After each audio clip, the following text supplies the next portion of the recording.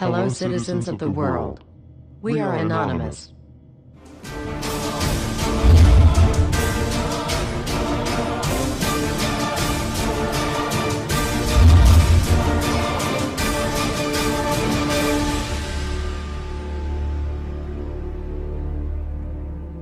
Dear brothers and sisters, now is the time to open your eyes. In a stunning move that has civil libertarians stuttering with disbelief, the U.S. Senate has just passed a bill that effectively ends the Bill of Rights in America.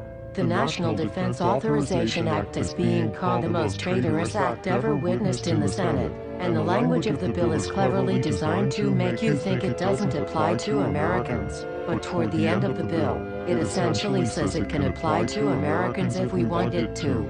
Bill summary and status. 112th Congress, 2011 to 2012, S. 1867.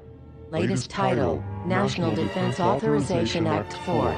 This bill, passed late last night in a 93-7 vote, declares the entire USA to be a battleground upon which U.S. military forces can operate with impunity, overriding Posse Comitatus and granting the military the unchecked power to arrest, detain, interrogate and even assassinate U.S. citizens with impunity. Even Wired magazine was outraged at this bill, reporting, "Senate wants the military to lock you up without trial. The detention mandate to use indefinite military detention in terrorism cases isn't limited to foreigners." It's confusing, because two different sections of the bill seem to contradict each other. But in the judgment of the University of Texas Robert Chesney, a nonpartisan authority on military detention, U.S. citizens are included in the grant of detention authority. The passage of this law is nothing less than an outright declaration of war against the American people by the military-connected power elite. If this is signed into law, it will shred the remaining tenets of the Bill of Rights and unleash upon America a total military dictatorship, complete with secret arrests, secret prisons, unlawful interrogations, indefinite detainment without ever being charged with a crime, the torture of Americans and even the legitimate assassination of U.S. citizens right here on American soil. If you have not yet woken up to the reality of the police state we've been warning you about, I hope you realize we are fast running out of time. Once this becomes law, you have no rights whatsoever in America, no due process, no First Amendment speech rights, no right to remain silent, nothing. The U.S. Senate does not want us to speak.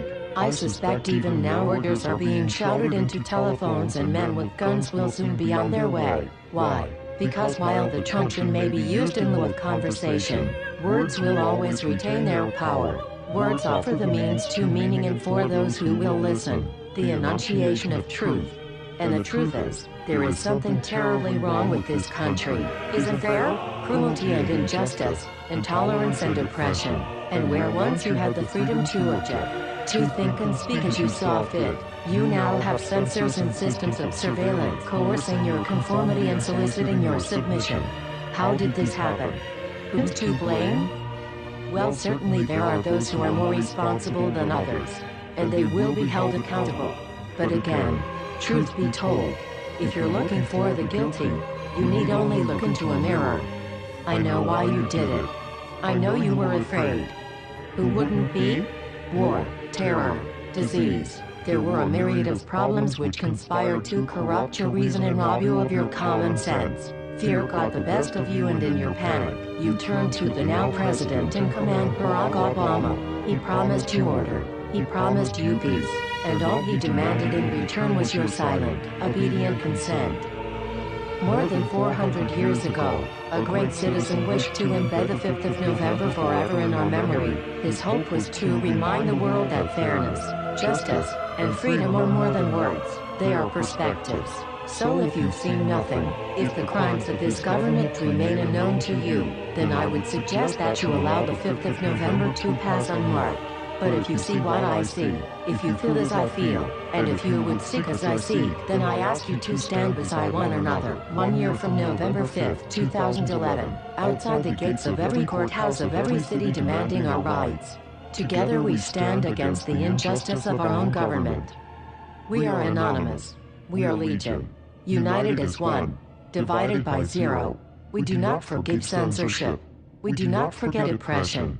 U.S. Senate. Expect us.